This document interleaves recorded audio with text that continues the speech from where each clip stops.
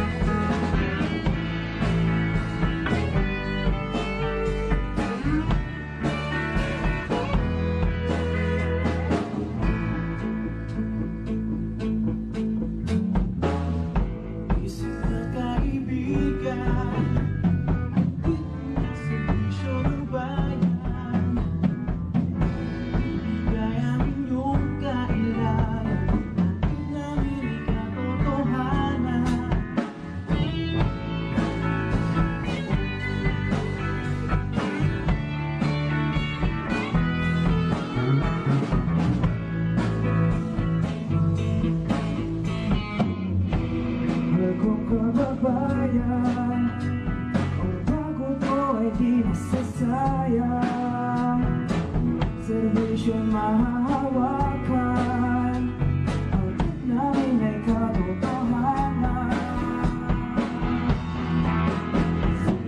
Serbisyo balikan, unang-unang mamamayan.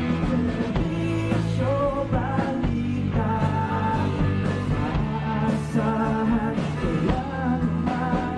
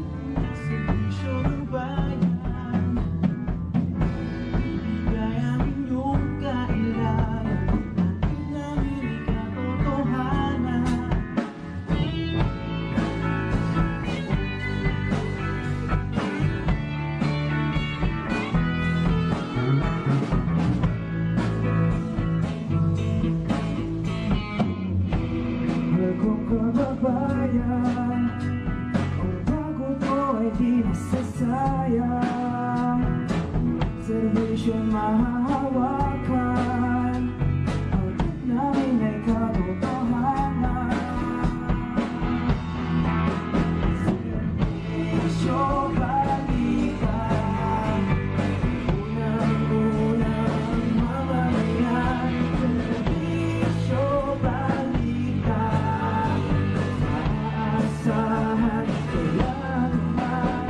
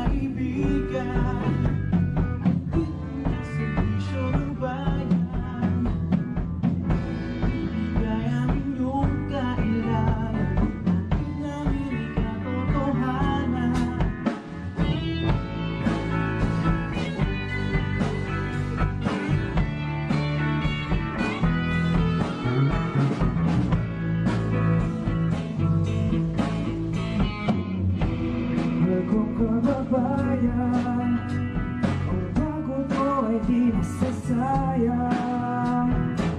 Servisyo'y mahahawakan, ang tip namin ay katotohanan. Servisyo balikan, unang-unang mamamayan. Servisyo balikan, maaasahan kailan naman.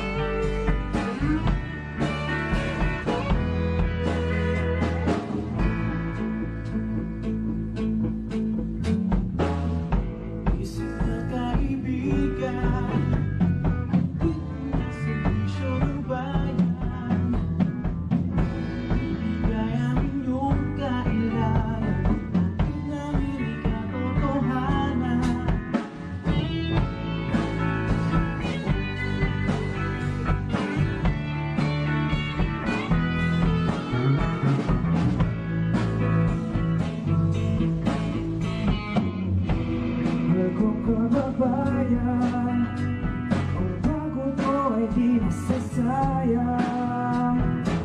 Servisyo'y mahahawakan, ang tip namin ay katotohanan.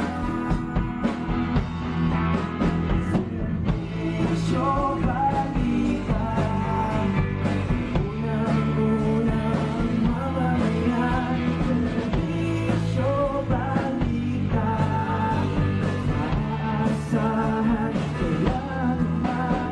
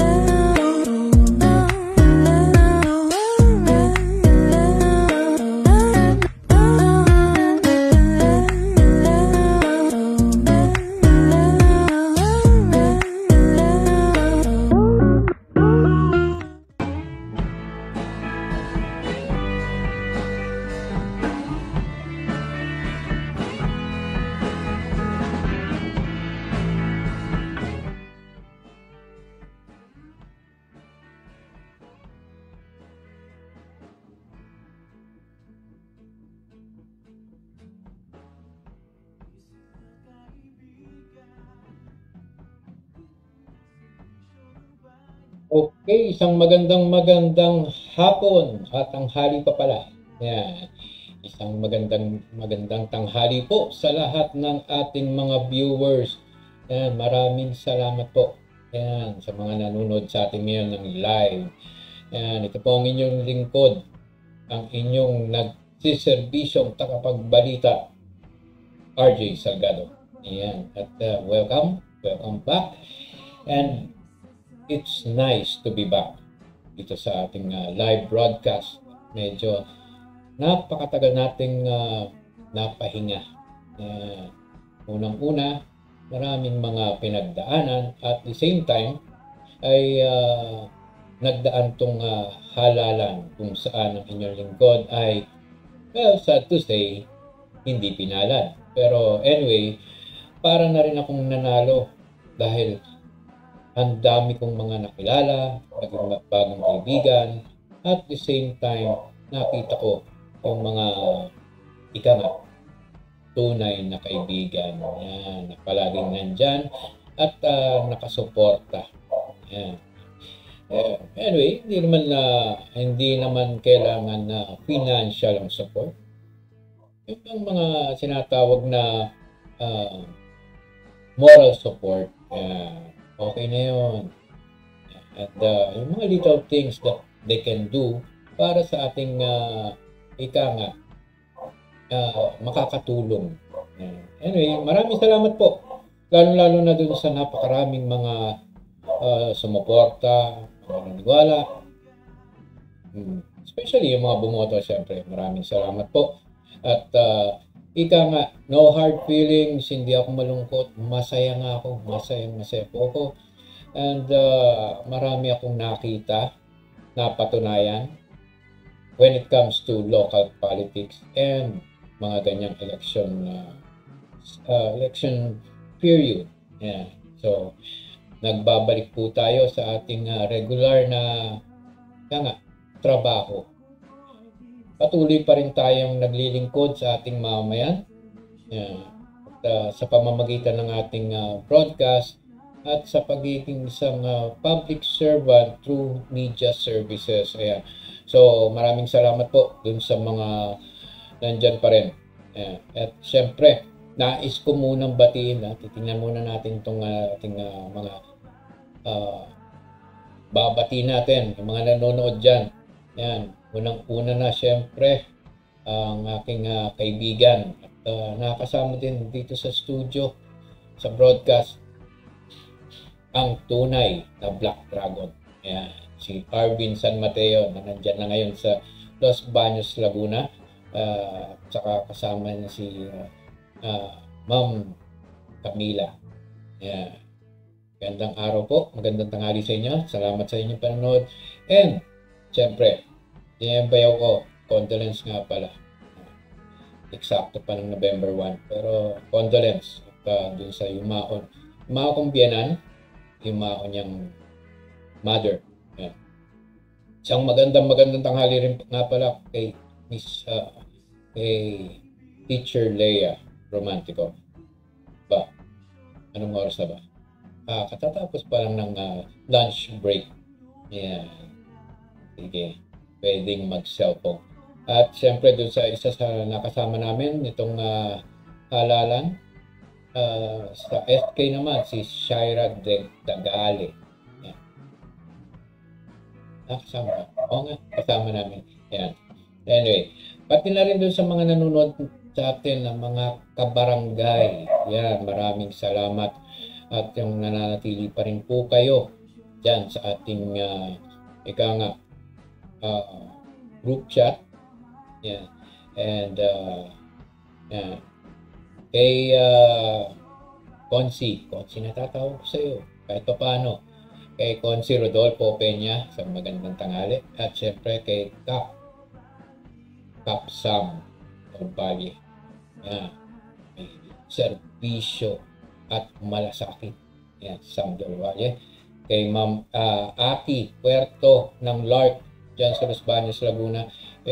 Isang magandang tanghali po. Kay paring Ringo Elago ng Barangay Harang. Yan. At kay Sir Angelo Lapinid. Sir, yan. Meron ba tayo mamaya? Yan. Anyway, masipag yan ating kaibigan dyan sa sipag yan. Ano yan, accomplishments. Job well done sa grupo. Yan. Anyway, yan. Pati dun sa mga kasandigan ko, mga kasandigan ko sa Kasandigan Bikers Club, isang magandang tanghali sa inyo. Okay, so tingnan lang natin yung mga pwedeng batiin. Mababati natin dyan. At syempre, nais ko rin batiin ang ating mga field reporters. Medyo matagal-tagal na rin tayong hindi nakakapag-live reporting. Yeah. So, siguro by next week, ready na tayo for our live reporting. Yan, kay Miss Arnie Masinas ng Los Baños, hawak niya ang 2nd District. Kay Miss Ryan Zamora na hawak niya ang first District, nag-iisa na lang. Baka Lone District na rin yan San Pedro. Anyway, dyan at saka sa NCR at Cavite. Yan. And yun, kung meron tayong magiging bagong forest reporter from Caloocan. And, okay. Yan. Scouting daw nila. Nag-i-scout. Ano kaya ini-scout nila? Sabi ni Teacher Leia. Yo. Okay. Yeah. So, dun sa mga nanonood sa atin ng live, pwede kayo mag-comment, pwede kayo mag-send ng inyong mga pagbati, komento. Yeah. Tayo naman ay open to comments. Walang problema yan. At mga suggestions. And, yan, para is makapagbigay kayo ng feedback kung sakali man kung tayo ay mahina ang signal or actually hindi tayo naka fiber optic na yan, so we're just depending dito sa ating Wi-Fi, and hopefully hindi siya magloko. Nag-adjust tayo ng oras, ginawa natin 1 PM para hindi tayo mabutan ng traffic. Yan, mahirap kasi pagka traffic sa Himpapawid, bumabagal ang signal. Anyway, yan, masaya na rin tayo at nakabalik tayo sa ating broadcast. And syempre, sa ngalan ng ating katandem, yan, hinahanap pa rin natin kailan kaya magiging katandem. Yan, co-host natin dito sa programang Serbisyo Balita, si Miss Arnie Barreiro. Anyway, alam ko, mukhang meron siyang importanteng kakausapin. Meron siyang importanteng kakapanayamin. Yan. Nabubulol na naman tayo. Anyway, so hindi natin malaman kung yan ay para sa balita or sa kanyang KSP. Yan, ang kilalanin si public servant. At hopefully, in the coming few days ay may babalik na natin yung mga iba pang regular programs natin. KSP, ng yung kay Arvin San Mateo. Mga usapang manok. Hindi usapang sabong, usapang manok. Yan.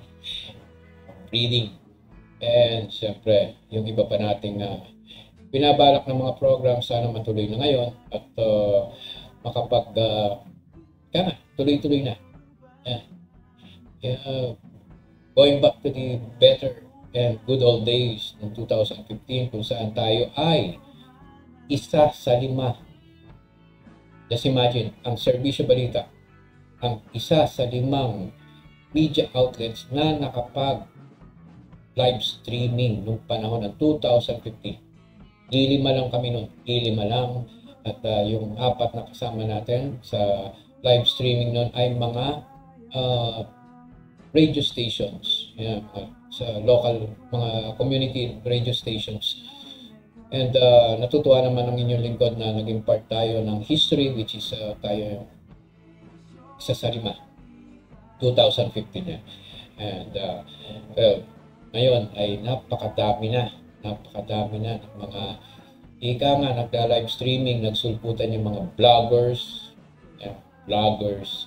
Sana manatili na lang kayong vloggers at huwag nyo na naman sanang panghimasukan ng trabaho ng media. Kasi ang daming mga vloggers ngayon na nag-aastang media. Yan. Mumukha kayo mga house show. Totoo lang. Yan. I don't have anything against sa mga vloggers anyway, pero siyempre, dapat natin malaman, lugar natin sa dapat nating kalugaran. You want to be a vlogger, then be a vlogger. You want to make contents, then make contents. Pero yung trabaho ng media, huwag nyo na nasaklawan. Yan. Anong mauso na itong live streaming. Pati yung mga, mga public servants, yung mga sa totoo lang, kumina ang industriya ng traditional media, lalo na sa mga community papers and community radios dahil sinamantala na ang social media, live streaming, ng sarili na content. Pero ito lang masasabi ko po sa ating mga gilyo na manonood. Iba pa rin kapag sumampa sa mga media outlets ang inyong mga balita. Hindi masasabing nagbubuhat ng bangko, walang buhatan ng bangko dyan. Hindi kagaya ng mga good afternoon nga pala kay Ed Tan Flores. Yan, isa sa mga naging broadcasters natin sa Serbisyo Balita Live Online. Naging reporter. And hopefully, kasamang Ed Tan, sana makasama ka na namin ulit para meron nang hahawak dyan sa Manila, sa Quezon City. Although meron yatang papasok na isang nire-recommenda ng isa nating reporter. Sana magkatulungan kayo at palawakin ulit natin at hamihin na rin natin ang ating mga field correspondents.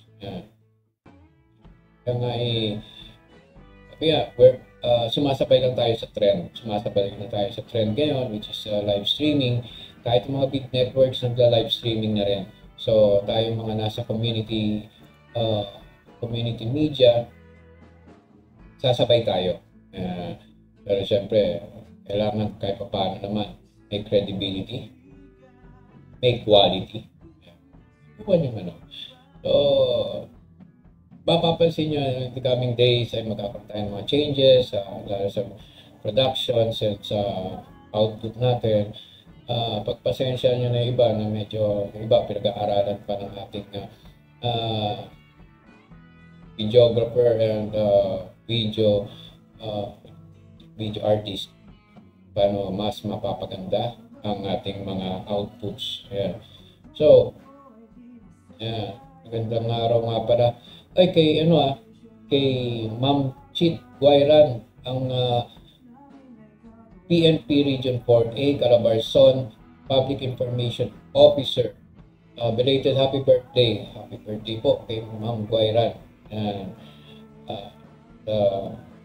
Mamaya, makakuha tayo ng mga konting updates from the regional PNP office ng Calabarzon sa mga latest developments sa kanilang mga nangyayari sa ating region 4A, Calabarzon, Cavite, Laguna, Batangas, Quezon at Rizal. So medyo update lang natin mamaya. Sisilip lang tayo dun sa ating mga social media communication accounts at para makakuha tayo ng mga updates. Lalo na yung isa dun sa medyo controversial. Ngayon, controversial dahil involved ang isang beauty pageant na contestant at isang official ng kapulisan. Sad to say, nangyayari yung ganung pangyayari. So, dun sa mga kasama natin dyan sa PNP Region 4A ng mga media practitioners, mga media personalities, isang magandang hapon po sa inyong lahat. at syempre kay Regional Director. Sensya na, medyo nawala sa isip ko. Basta si Region Director ng PNP Calabarzon 4A. Magandang hapon po. Yan. And syempre,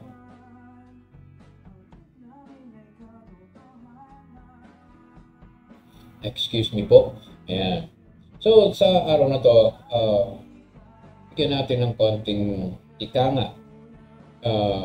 highlights yung mga nangyayari. Isa sa mga nangyayari dito sa lungsod ng Calamba. Isang yearly activity na pinangunahan ng masipag, mabait na alkalde, si Mayor Ross Rizal.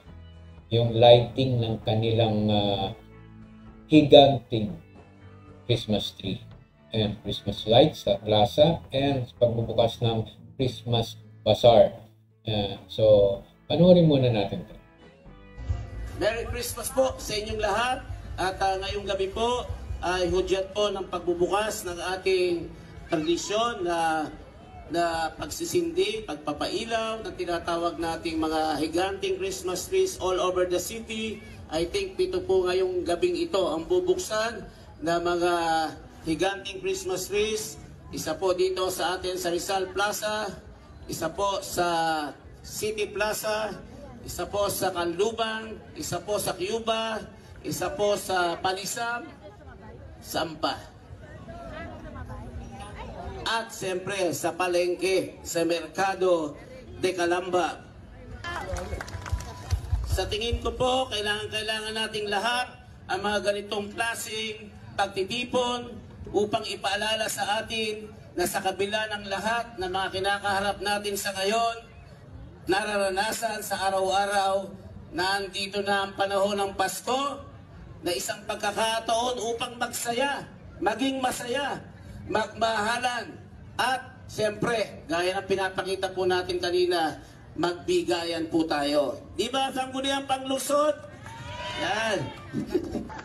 We recognize so well that it is our commitment to build a government that is a partner of growth and will drive progress. Ngayong gabi, sa muling pagbubukas ng isang tradisyon, ang pagsasama-sama nating pagsaksi sa mga kumikinang na ilaw na giant Christmas trees, masasabi kong tayong lahat, kabilang ang lahat ng naririto ngayon, ay ang mga ilaw na yan na nagbibigay liwanag sa kapwa nating Calambeño at sa minamahal nating lungsod ng Calamba. Each bulb, bawat, anong tawag, Pilipino sa bulb, bombilya, regardless of its size, color, and shape, shares a huge contribution and represents big role to make it shine and light up. Ngayong Pasko, hinihikayat ko kayong lahat na patuloy na bitbitin ang ilaw na yan sa pagtawid natin sa bagong taon. At sa pagpasok ng 2024, panitilihin nating maging isang liwanag na nagbibigay pag-asa sa bawat isang Calambeño. In 10, 9, 8, 7, 6, 5, 4, 3, 2, 1! Palakpakan! Merry Christmas, Calamba!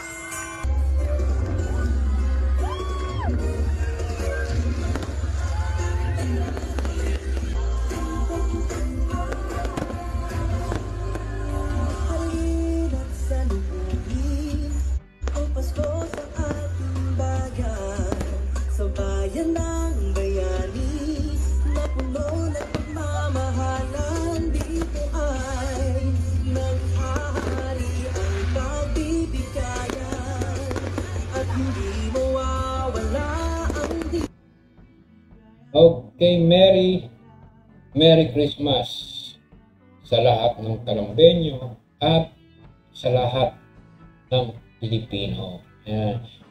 Malapit na. Talaga namang yung simoy ng Kapaskuhan ay ramdam na natin. At syempre, yung lighting ng napakalaking Christmas tree at ng mga Christmas lights ay hindi lang para sa okasyon yan. Katulad ng nabanggit ni Mayor Ross Rizal, may malalim na kahulugan. May malalim na kahulugan. Medyo napansin nyo yung sinabi niya. Kung itutulad sa mga bumbilya, tayong mga tao, no matter ganong kalaki, ano man ang posisyon natin sa lipunan, ano man ang kulay natin, maputi, kayo mangki, maitim, yan. Tayo ay panatilihin natin yung pagbibigayan, pagmamahalan, at pagkakaisa ng bawat isa. Pagtutulungan. Magtulungan tayo, panatilihin natin yung ilaw ng pagtutulungan. Siyempre, panatilihin natin maganda, maliwanag ang ating lipunan, paligid. Hindi naman kailangan ilawan natin. Sabihin, let's do our fair share. Mayaman, mahirap, o middle class, let's do our fair share. Unang-una na lang sa ating kapaligiran. Yung mga simpleng tapat mo, linis mo, pangangalaga ng kalikasan, paglilinis, pagkakaroon ng mga community services or civic actions tulad ng paglilinis ng mga kanal o yung pagtatabas ng mga damo sa mga bakanting lote. Hindi natin masyadong iasa sa barangay. At alam naman natin, napaka-busy ng mga yan. Napaka-busy ng mga yan. So, in our own small little ways, yung kaya naman natin, maghimok tayo mga kapitbahay natin, sama-sama. Mag-clean up drive tayo. Tapos chipin-chipin. Konting salo-salo, merienda, tanghalian, yan, saya. So, yun yung sinasabing, natin. Sabi nga ni Mayor, anuman ang laki, kulay ng bumbilya, magsilbi tong ilaw. Manatili na nakabukas ang ilaw. Kaya para siyempre maging masaya at maliwanag ang ating buhay. So anyway, medyo may mga sinasagot lang tayo, mga ating messages. Paalala ko lang doon sa mga pwede kayong mag-comment. Pwede kayong mag-post ng comment nyo, ng mga concerns nyo. Yan, lalo-lalo na yung mga concerns. Nandito po ang inyong lingkod upang patuloy na pagserbisyo ang kayo. Hindi kailangan na nasa posisyon. Sapat na rin ang aming katungkulan o kinalalagyan bilang mga media practitioners upang makatulong. Speaking of makatulong, mamaya meron tayong bibigyan ng komento at baka sakali makatulong din tayo sa mga bigyan ko na ng hinta, mga kawani ng barangay ito. Subukan nating matulungan itong mga ito. Based dun sa kanilang concerns. So, lalo na dun sa mga dun sa mga kabarangay. Mga kabarangay ko dyan sa Barangay Halang, Calamba City. Katulad ng pangako ko po sa inyo. Hindi lang pang politika yun, hindi pang halalan yun, hindi pang kampanyahan yun, pangako ko yun. Dahil matagal-tagal na rin po tayo ever since na tumutulong tayo sa may ibang tao sa ibang lugar. Pero aminado naman ng inyong lingkod na medyo hindi tayo focus sa sarili natin barangay. So, sa situation na nakita ko itong nagdaang kampanyahan, doon ko na-realize marami rin pala sa aking mga kabarangay ang nangangailangan ng tulong at ng serbisyo ng inyong lingkod. So, kagaya ng pinangako ko, tuloy pa rin ang paglilingkod ko sa inyo. Tuloy ang serbisyo. So, yung mga concerns nyo, mga kahilingan nyo, gawa natin ang paraan yan.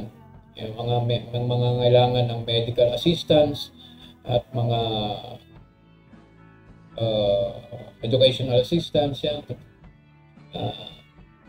Gawin natin ang inyong lingkod ang tulay upang kayo ay maabutan o mabigyan ng tulong mula sa pamahalaan. Tulungan ko po kayo. Tulungan po ng Serbisyo Balita kayo. At hindi lang siyempre doon sa Halang, as always, doon sa mga ipapang nasa ibang barangay. Sa may mga concerns po kayo, nandyan sa aming, nandyan sa running, dyan sa ibabayan, nasa ibabayan. Nandyan yung numbers, yung hotline numbers namin, 2 number yan, para inyong makontak just in case na mag-text lang po kayo. Hindi na kami kailangan na tumawag, mag-text lang po muna kayo and then pakilala kayo at sabihin niyo yung mga concerns para matulungan namin kayo. And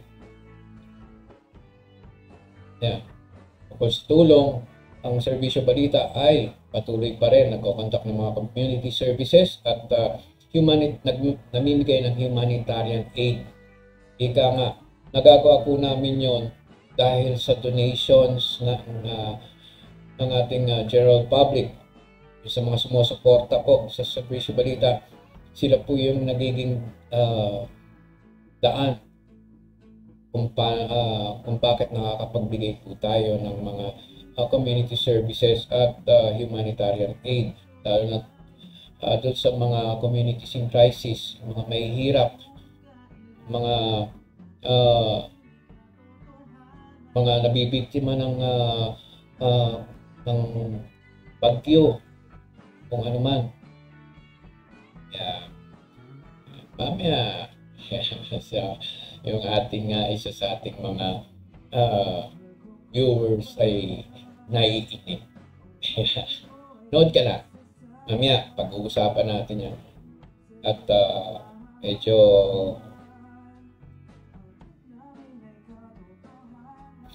magandang topic yan.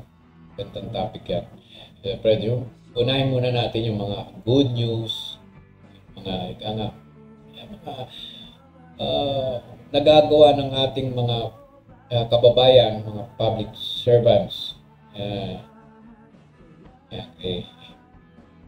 Yan, nag-comment yan si Miss Arnie Masinas. Nice to be back. Talagang nice to be back, and you'll be back again reporting hopefully next week. Kayong dalawa nila Miss Ryan makapag live reporting. And syempre, okay. So, kagaya ng sinasabi ko nga, bigyan muna natin ng pansin yung may mga nagagawa sa lipunan. Yan. So, isa to sa may nagagawa sa lipunan. May ginawa, umaksyon, lalo na sa mga critical na oras ng halalan. Yan natin ng pagpupugay itong si Attorney Matibag dyan sa lungsod ng San Pedro. Saksiyan natin kung ano yung mga kaganapan. Pag-uusapan yung mga kaganapan na yan. Tama-tama. Bagamat lipas na, hindi pwedeng kalimutan. At syempre, sana naman panawagan, mabigyan ng aksyon kahit tapos na ang halalan. Panoorin muna natin. Wala sa kabila, walang record. Oo, swat yan eh.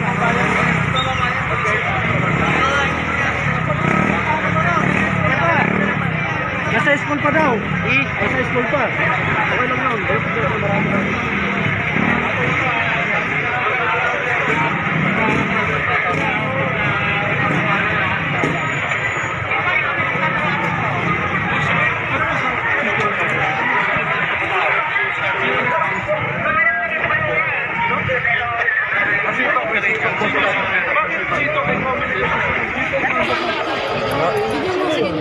pangalan? Abaha po. Ah. Si Bakit? Abaha. Kasi ba't nagutos ng gano'n? Sumusunod lang po ako. Hindi siya susundin niyo, Kobel. Opo. Saan ba ang kandas niyo? Sir, boss. Gusto niyo napulton? Sir, ako sir. Sino yung sito? Si Abaha. Tawagan mo nga, bakit niya, ba't niya inuutos doon? Tanongin mo yung speakerphone mo. Tawagan niya si Bibi.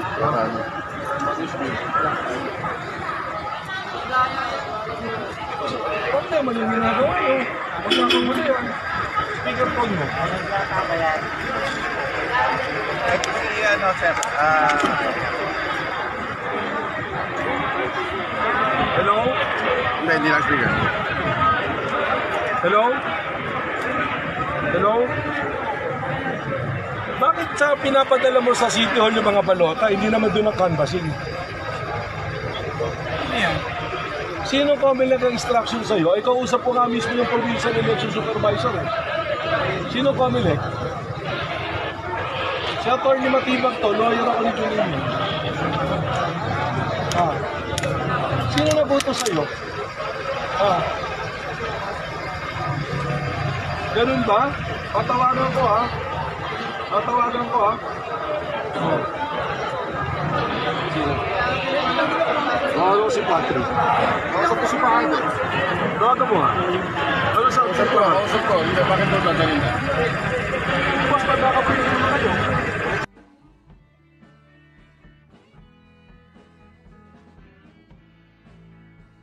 Okay. So, yan yung isang eksena noong nagdaang halala kung saan isang convoy ng mga may convoy na isa tong pulis na nangunguna sa convoy na may nililipat ng mga ballot boxes. Ang problema ay hindi naman doon sa City Hall dadalhin ang mga ballot boxes for canvassing. So bakit naman tila yata dinig naman sa video. Actually, ang video na ay hindi po amin. Yan ay kumakalat na lalo na sa San Pedro, sa social media. Isa lang yan dun sa mga actual videos na nakuhanan ng oras ngayon. And sabi nga natin, mabuti na lang nandyan si Atty. Matibag. Matapang, may alam, marunong sa mga electoral process. Pinigilan tong convoy na to. Saan man dadalhin? Ewan ko ba naman, merong canvassing area, tulad ng narinig ninyo sa video, kine-question kung sino yung nagputos. Bakit ililipat sa City Hall na hindi naman doon ang canvassing area? Mabuti na lang at merong election lawyer itong si Kapitan June Inyon ng Barangay San Antonio dyan sa lungsod ng San Pedro. Kaya nagawan kagad ng aksyon. Sad to say, ang dami kasi ng mga pangyayari na hindi nabigyan ng aksyon dahil unang-una, pinakamahalaga, kulang sa preparation or sa paghahanda or sa mga safety procedures ang ilang mga kandidato. Number one dyan, unang-una, you need to have an election lawyer sa tabi mo pag ganyang oras para anumang mga aberya, anumang problema, ma-actionan kagad, mabibigyan kagad ng kapila. Kinakailangan ng failure of election, matatawag kagad.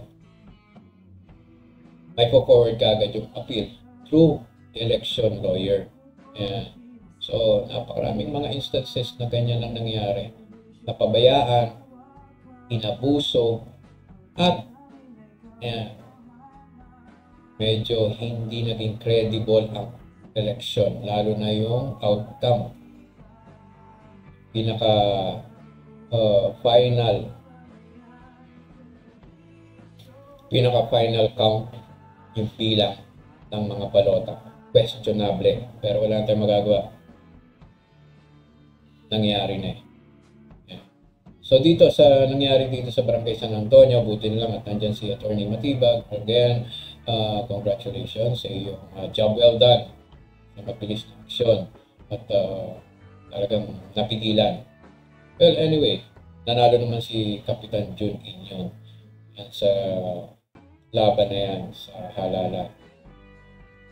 Ngayon, meron pa rin tayong isang ipapalabas. Isang ipapalabas.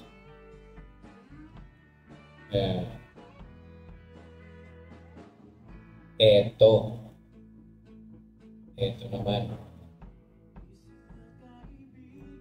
Yan. Siguro naman hindi po alas 6 o alas 5 ng umaga yan. Katanghaliang tapat. Bakit may naharang o may question na maglilipat ng mga empty ballot boxes sa oras na yun? Yan. Ito nangyari to sa lungsod ng Calamba. Mabuti na lang at nandun yung ilang mga kabaro natin upang questionin, harangin, pigilan ang pagta-transport nito. At siniyasat na mabuti kung may mga laman to. Sinikap ng ating mga kabaro, mga kasamahan sa media na questionin, tanungin ang election officer ng Calamba City kung bakit nagkaganito, kung bakit may ganyan.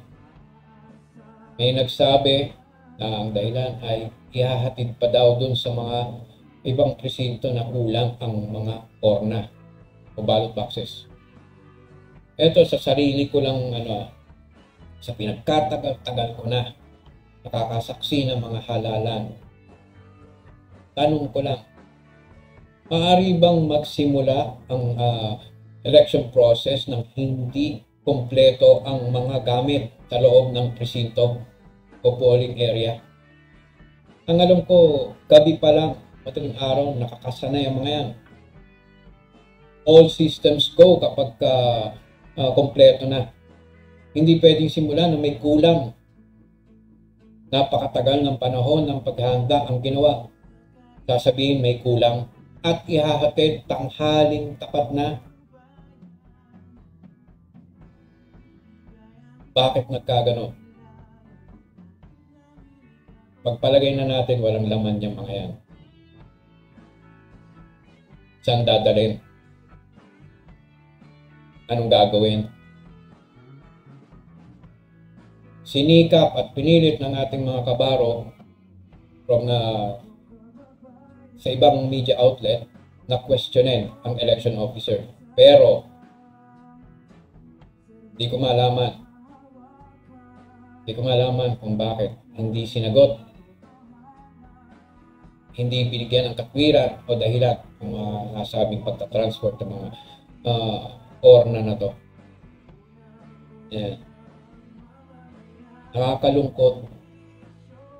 Hindi natin alam kung may tinatago o ano nangyari, ba't nagkakaganyan.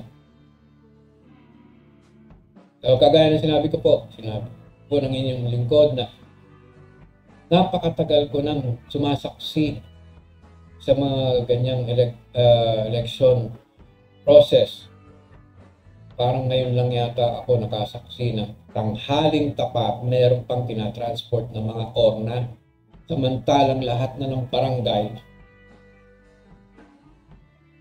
nagsisimula na o nag-umpisa na, ongoing ang pagboto ng mga tao. Sino ba ang responsible dito para pangalagaan ang safety ng bawat balota o ng electoral process? COMELEC officials, COMELEC officer, COMELEC in charge, kasama ang kapulisan. Pasensya na at kailangan talaga malaman kung sino-sino ang mga responsibilidad para pangalagaan ang mga ganitong election paraphernalias, lalo na mga urna. Dun sa lungsod ng San Pedro, alam ba to ng Chief of Police ng San Pedro ang ginawa ng kanyang kapulisan?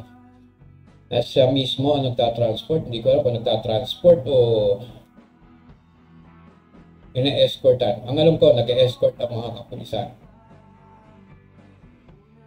Pero yung demure pack na itinawag daw sa kanya na dalhin sa city o labay sala yata yan. Sino ba yung tumawag doon?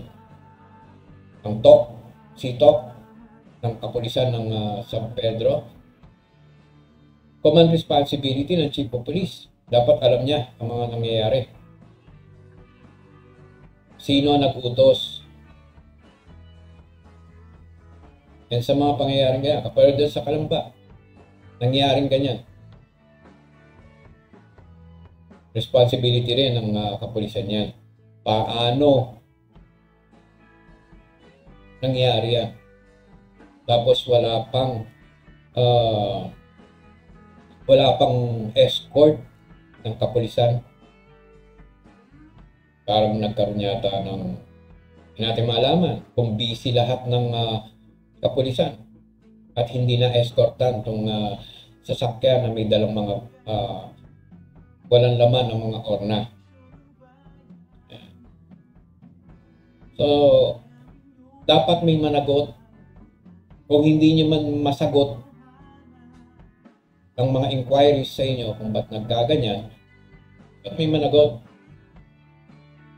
Panawagan sa Provincial Comelec Officer ng Laguna dahil nangyari yung mga yan. Ito, iilan lang yan doon sa napansin natin sa social media na medyo nagkakaroon ng trend. May init.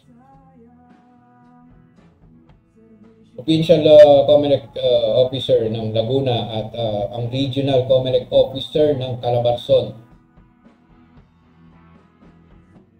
Doon sa newsfeed ng Serbisyo Balita, doon sa Facebook, may mga ilan-ilan ng mga kaganapan. Pero, ang mga irregularities na ganito, nabigyan ba ng pansin? Nagawan pa ng aksyon? Ano na? Porke ba tapos na ang eleksyon? Tapos na ang lahat? Nanumpa na ang mga nanalo? Ganun-ganun na lang. Sana, makita naman ng taong bayan na meron kayong ginagawang aksyon na nire-resolve niyo ito. Kung hindi nyo man na-resolve ng araw na yon, ng oras na yon, sana itong mga dadaang araw, pagtuunan nyo naman ng pansin. Kailangan ng taong bayan ng kasagutan, eksplanasyon mula sa inyo. Bakit nagkaganyan? Kung may mananagot ba? Ano aksyon nyo? Nakakalungkot. Patuloy na inaabuso ang karapatan ng mamamayan at ang sanctity o pagiging sagrado ng halalan. Nakakalungkot. Kaya nais nating purihin muna si Atty. Mel Matibag sa kanyang mabilis at matapang na aksyon doon sa nangyari dyan sa Barangay San Antonio ng oras ng pigilan. Kung ano man, hindi natin sinasabi na may balak, pero ang tanong, katulad ng tinatanong ni Atty. Matibag, sino ang nag-utos? Ang pulis ba ay sumusunod sa ordinaryong public individual, private individual? Kukuha ba siya ng direktang order mula sa opisyalis ng Comelec, sa teacher, sa kandidato, sa mayor, o kailangan dumaan to sa chain of command? Alam dapat ng hepe ng kapulisan ang mga operations na gagawin. Kung ako masusunod, kung ako si Atty. Mel Matibag, ako masusunod doon. I would request na matanggal sa posisyon nila yung mga opisyalis na nandyan na nagpabaya. Isa na yung Comelec officer ng San Pedro City at yung hepe ng kapulisan. ng San Pedro. It's a violation of chain of command. Ano? Hindi mo alam ang ginagawa ng mga tauhan mo? Bulag ka sa mga ginagawa nila. Bulag ka sa mga communications ng mga tauhan mo.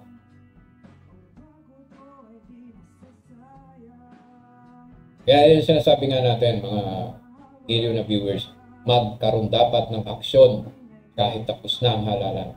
May managot. Meron dapat tanggalin ng mga responsable sa pagpapaya. Siguro dapat tanggalin na. Ilang patagalin? Baka hintayin na naman ng 2025. Maghahalala na naman. Yan na naman. Di natin masabi. Pero napaka-common. Yan, napaka-common. Hindi lang naman sa San Pedro, hindi lang naman sa Calamba. Napakaraming lugar na may sabwatan ang mga opisyales ng bayan o ng lungsod. Hindi natin sinasabi kung sino Hindi ko rin sinasabi na San Pedro na. Sinasabi ko lang na karaniwan na nangyayari may sabwatan ang nasa posisyon sa isang lugar at ng Comelec, kasama pa ang PNP. Yung mga ahensya ng gobyerno inaasahan ng taong bayan na mga laga ng kapakanan, ng seguridad ng ating mga balota. Nakakalungkot.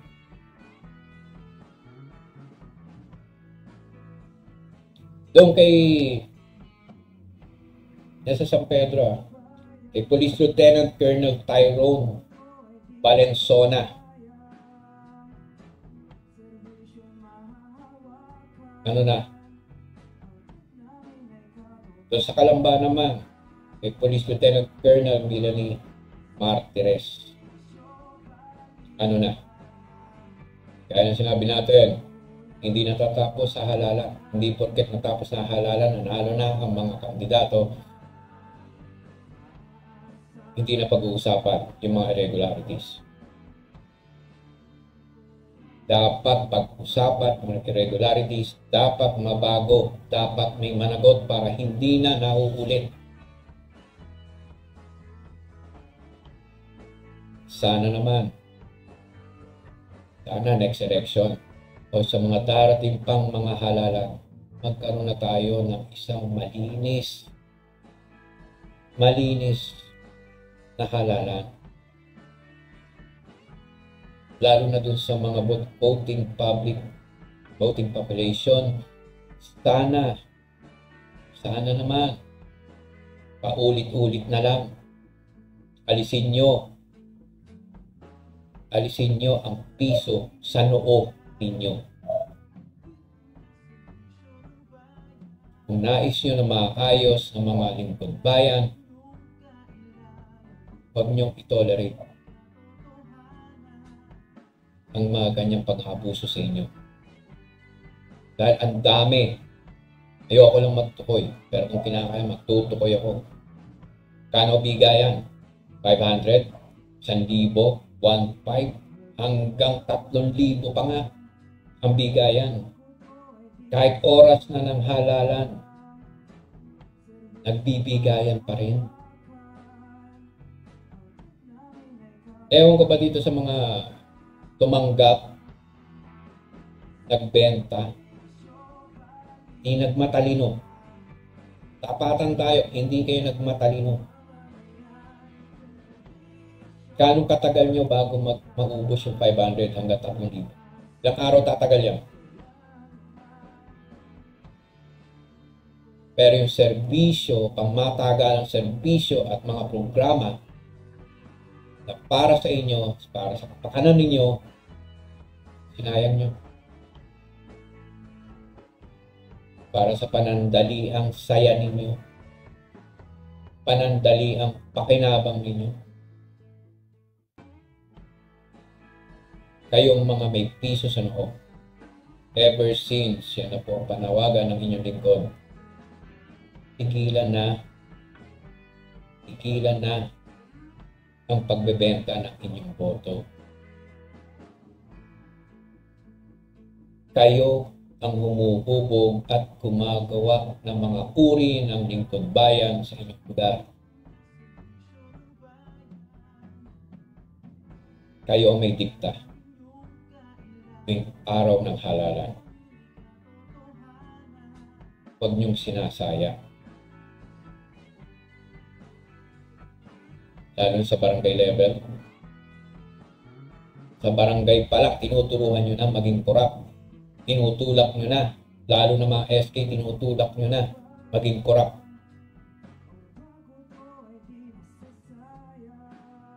Yung ibang nasa barangay level, aakyat yan.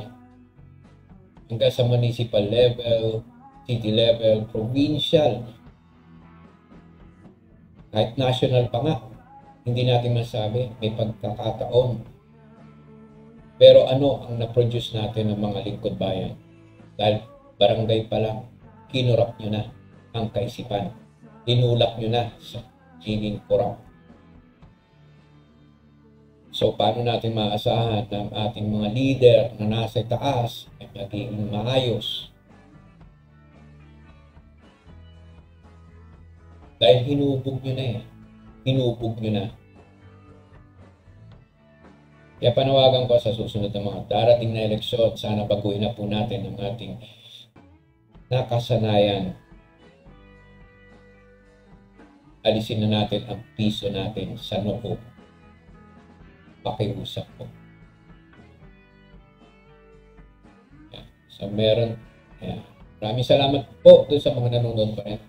At pakishare na lang po, pakilike, pakishare ang program na to. Yan. Itong episode na to, pakilike, pakishare sa inyong mga kaibigan. At pakifollow na rin po ang aming page, ang Serbisyo Balita. Yan, si Facebook. And within the day, nakasampa na rin to sa aming YouTube channel for archives. Pwede nyo rin i-share yun. Pwede rin kayo mag-subscribe sa aming YouTube channel, ang Serbisyo Balita Live Online.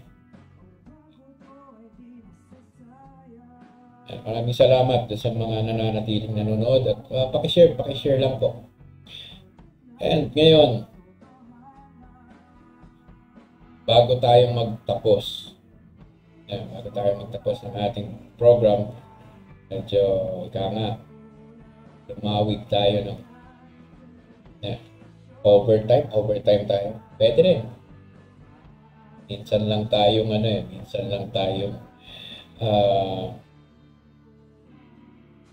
tumawag. Okay. Yeah. Yan na lang tayo nakabalik. Di pa pagbibigyan ng overtime. Yeah. Overtime tayo kahit konti. Yan. Bigyan naman natin ng pansin. Yan. Hindi tayo lalayo.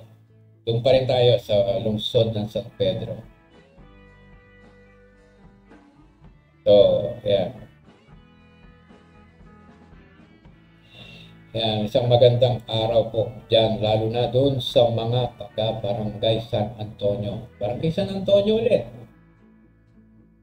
Kung kanina, pinuri natin si Attorney Matibag sa kanyang mabilis, matapang na aksyon.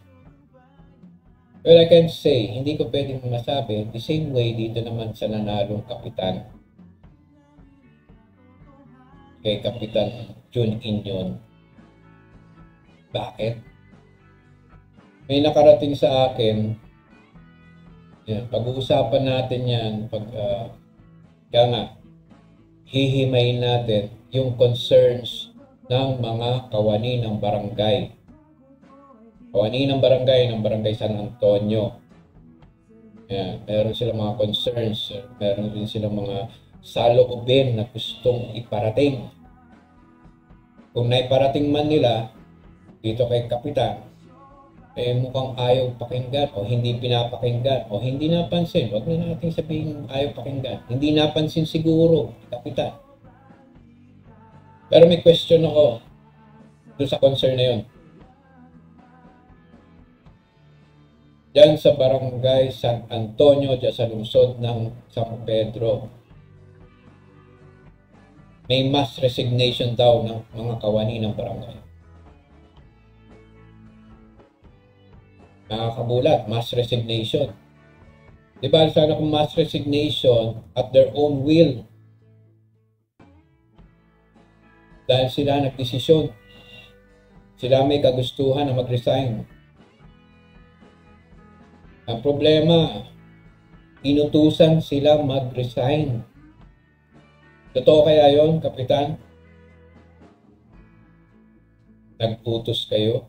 O yung mga tauhan nyo na loyal sa inyo, inutusan na mag-submit ng mga resignation letters itong mga kawani ng barangay? Bakit? Ano rason?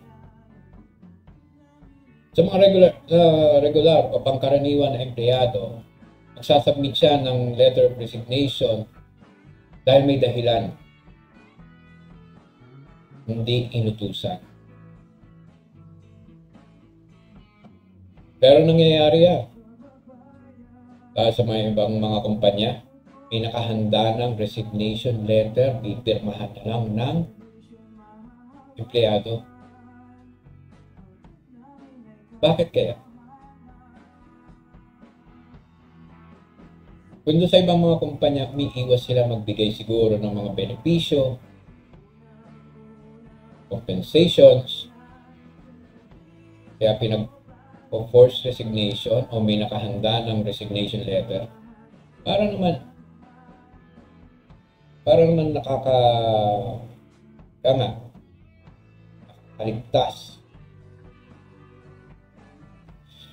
nakakaligtas sila sa obligasyon ng pagbabayad ng back pay, yung mga kulang na sweldo, o hugas kamay para hindi sila masabing sila may kagagawan o sila may pagkukulang sa mga empleyado nila. Hindi kaya ganito rin ang sitwasyon dyan sa Barangay San Antonio. Kapitan John Linyon, hindi natin confirm na kayo may utos dahil wala tayong confirmation. Basta't may mga nakarating sa inyong lingkod ng mga concerns, ng mga hinaing. Sila raw ay pinaggawa ng resignation letter. Bakit? Ano dahilan? Kalaban nyo sa politika? Sinuportahan ang kalaban nyo? O ano ba ang dahilan? Ba't nyo pinaggawa ng mga resignation letters? Meron ako nakausap, nakapag-submit na ng resignation letter. Pinalagay sa kanya ay personal reason. Ibig mo sabihin, Kapitan, yung lahat ng hindi natin masabi kung lahat ng kawani, pero karamihan daw na pinaggawa ng resignation letter ay ganoon ang dahilan. Personal. Parang hindi ko yata nakikita ang rason. Hindi ko nakikita ang kapwiran na sabay-sabay sila, puro personal ang rason sa kanilang mass resignation. Tandaan po natin, mass resignation ang nangyari dito. Hindi lang isang tao. Hindi lang isang kawani ang nag-file ng resignation. Marami. At di umano, inutusan sila. Sana sa mga darating na mga broadcast natin ay makuhanan natin ng personal na concern o yung mga sinasabi nila. Malaman natin kung ano yung kanilang mga pangyayari kung bakit nagkaroon ng ganito, nagkaroon ng ika nga mass resignation. Pwede natin angguluhan sa sitwasyong nagbagong pamunuan, pwedeng yung mga, pero ito, pangkaraniwan to sa municipal and city level, kaya sa provincial level, talagang nagre-resign o inaalis sa pagiging JO yung mga empleyado kapag nagpalit ng administrasyon. Yan. Normal yan. Tapos yung iba napapabalik, yung iba hindi. Pero dito sa barangay na to, hindi ko alam kung bakit. Hindi ko alam hindi ko makita ang katwiran ba't nagkaroon ng mass resignation. Sila ba'y umay na sa paglilingkuran sa mamamayan? Sana nga malaman natin ang punot dulo ng nangyayaring ito. Ngayon, kung may mga concerns itong mga kawani ng barangay na sinasabi na inutusan na mag-file ng resignation, tingnan natin kung makatwiran nga na sila'y utusan na mag-resign. Kung sa akin lang naman, sana nagbaba na lang ng memo ang sangguniang pambarangay na sila'y tinatanggal, na sila'y inaalis na sa kanilang serbisyo, pero sana lagyan ng valid reason ng pagtatanggal sa kanila. Kung meron man silang violation, pagkukulang sa kanilang paglilingkod, yan.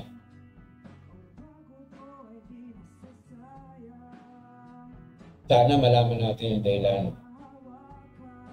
Sana ginawa na lang ng memo, ginawa ng kautusan ng resolusyon ng sanggunian, ganun. Instead of utusan mo ang mga kawani na mag-file ng resignation. Ano ba? Nandito pa yung iwas pusoy?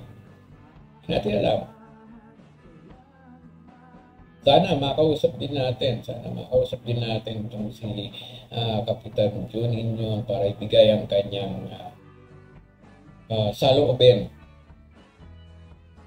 Malaman natin kung totoo nga na may kinalaman siya o siya ang nagtutos ng pag-mass resignation.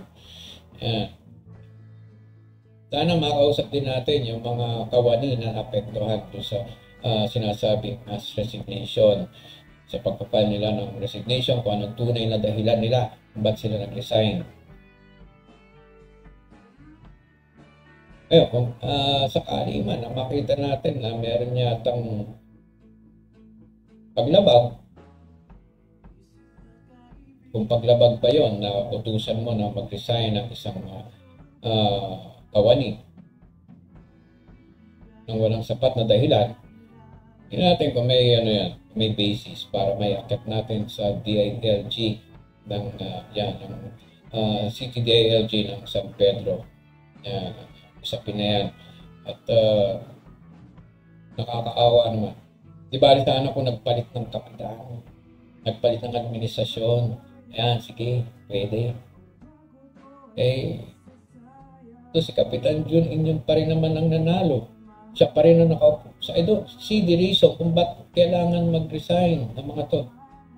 Kung sinasabing sarili nila kagustuhan, sariling kagustuhan nila na mag-resign. At kung hindi nga totoo na sila inutusan na mag-resign, pero sana naman magkaroon ng linaw.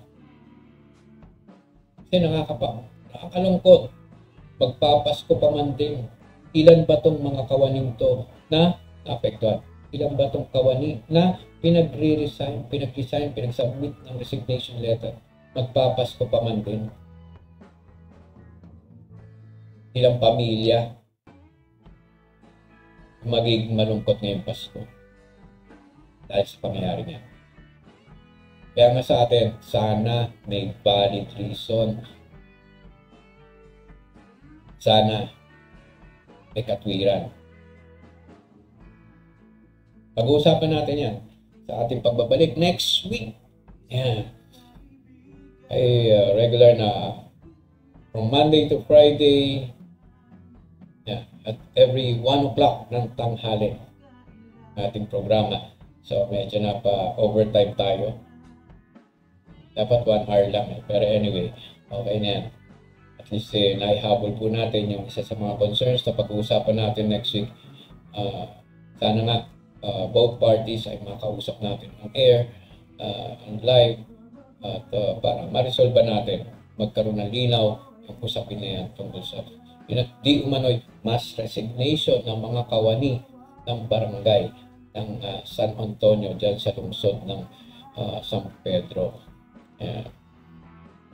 So tayo dumako muna tayo sa ating paalaman. Maraming salamat po sa lahat ng mga nanood, nag-share, nag-like, yan. At siyempre nag-follow. Yan, abangan nyo yung aming sa YouTube channel namin. Mag-subscribe po kayo. And again, yan, dumadaan yung ating call for donations for our community services and humanitarian aid project donations. So yung mga may tutulong nyo po, kahit piso lang yan, okay lang yan. Makakadagdag na yan.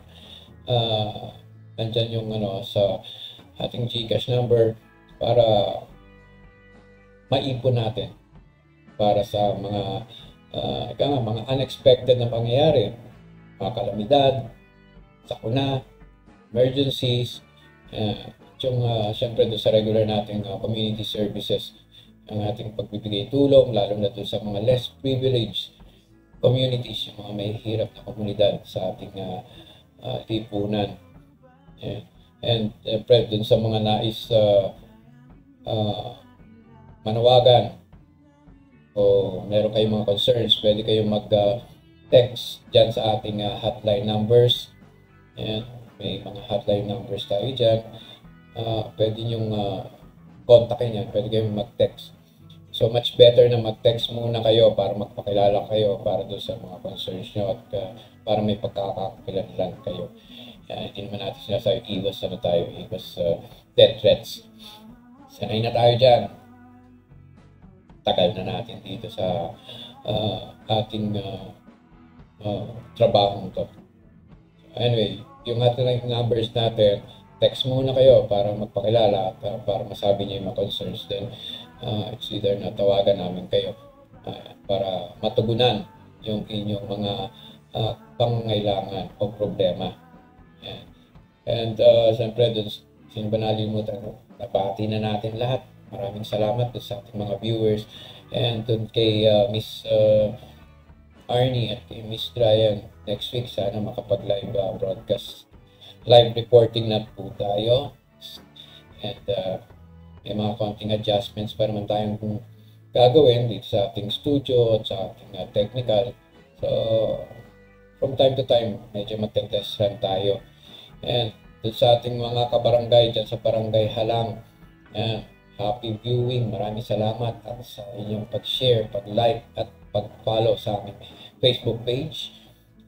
Palawigin natin habang lumilipas ang mga araw, dahil mga araw ay madagdagan ang ating mga viewers. Anyway, hindi man makapanood ng live, okay lang yan. Basta may share lang yan. Pag-follow at mag-like. Yan, malaking bagay na po yan sa ating pagbabalik sa ating regular broadcast. And, kagaya na sinasabi po ang inyong lingkod, ako po ay mananatiling inyong mata, tenga at bibig. Kung ano mga concerns nyo, sanggunin nyo lang at sisikapin po ng inyong lingkod na makatulong sa pamamagitan ng ating himpilan ng DCSB at ng Serbisyo Balita. Sisikapin namin na makatulong po sa inyo. Maitulay kayo dun sa mga lingkod bayan natin na maaaring makatulong, sa mga ahensya ng pamahalaan na maaaring makatulong sa inyong mga concerns. Ayan. So maraming salamat po sa lahat at sa inyong pagsubaybay. So, sana mag-overtime to 10 more minutes. Pero anyway, okay na yan. Yan. Siyempre, sa ngalan ng bumubuo ng Serbisyo Balita dito sa impilan ng DCSB, 100 Mbps dapat. Pero maganda naman ang ating session ngayon. Yan. So, magkita-kita po ulit tayo next week. From Monday to Friday, alauna po ng tanghali. Kita-kita po tayo. Ito po ang inyong lingkod. Ang nagsiserbisyong tagapagbalita, RJ Salgado. Umabati sa inyo ng isang napakagandang tanghali. And enjoy the rest of the day. Keep safe. Sa ngalan ng ating kasama na si Ms. Larnie Barrero, tayo po ay pansamantalang magsa-sign off sa ating live broadcast ngayong araw na to. Kita-kita po tayo next week. Same time. Same channel. Maraming salamat po. Mabuhay po kayong lahat.